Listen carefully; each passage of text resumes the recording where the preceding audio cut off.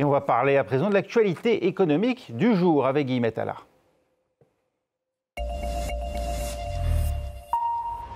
Bonjour Guillemette. Bonjour Raphaël.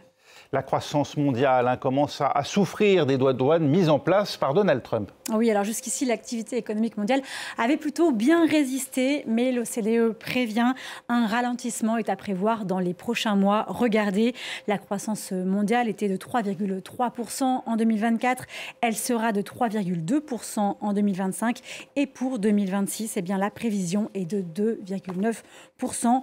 2,9%, alors que lorsque l'économie mondiale se porte bien, eh bien la croissance est d'environ 4%. Donc vous voyez, ça fait une grande différence. Et derrière cette révision à la baisse, il y a donc les droits de douane mis en place par Donald Trump. Oui, des droits de douane qui sont en moyenne à 19,5%, soit les plus hauts depuis 1933.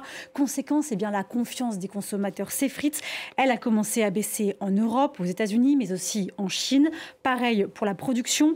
Alors, lors du premier semestre, les entreprises américaines avaient multiplié leurs importations avant la mise en application de ces droits de douane. Selon l'économiste en chef de l'OCDE, Alvaro Pereira, certaines entreprises étrangères avaient même exporté leur stock aux États-Unis pour y échapper. Donc l'effet ne s'est pas tout de suite fait sentir, mais depuis, eh bien, la production a baissé, notamment en Corée, en Allemagne ou encore au Brésil. Et signe de ce ralentissement de la production mondiale, eh bien, ici en France, Stellantis met en pause plusieurs usines européennes. Oui, 6 d'entre elles sont concernées dans l'Union européenne. En France, c'est le site de Poissy, dans les Yvelines, qui est touché. 3 semaines de fermeture du 13 octobre au 3 novembre. 2000 salariés vont donc devoir cesser de travailler. Ils auront 1 semaine de vacances imposées et 2 semaines de chômage partiel.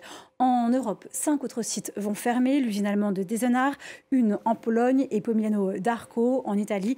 En Espagne, 2 sites vont s'arrêter, Madrid et Saragosse. Au total, c'est 62 jours d'arrêt. Alors Stellantis explique vouloir s'adapter au difficile marché européen en pilotant mieux ses stocks.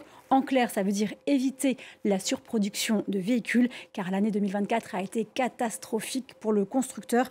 Et de janvier à juillet 2025 en Europe, eh bien, les ventes ont continué à diminuer, alors que dans le même temps, celles de Renault ou de Volkswagen augmentaient. Alors pour se relancer, le groupe table sur ces nouveaux modèles ou encore sur une nouvelle garantie constructeur étendue jusqu'à 8 ans, mais les résultats tardent à se concrétiser.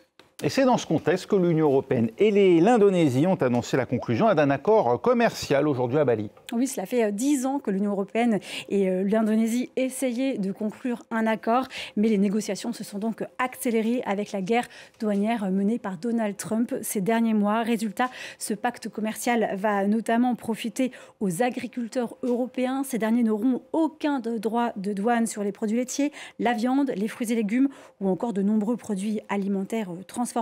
L'accord va également permettre des investissements en Indonésie, comme par exemple dans les voitures électriques, l'électronique ou encore les produits pharmaceutiques. Et les entreprises européennes devraient pour cela connaître un assouplissement des barrières administratives. Et enfin, Ursula von der Leyen estime que cet accord va permettre, je cite, un approvisionnement stable et prévisible en matières premières essentielles, comme par exemple le nickel. Du côté des produits indonésiens, alors parmi les secteurs pour qui ce sera intéressant, on peut citer le textile, l'habillement, les chaussures, les produits de la pêche ou encore l'huile de palme. Les 2 blocs espèrent en tout cas le doublement des flux commerciaux d'ici 5 ans. L'accord doit encore être ratifié par les différents parlements.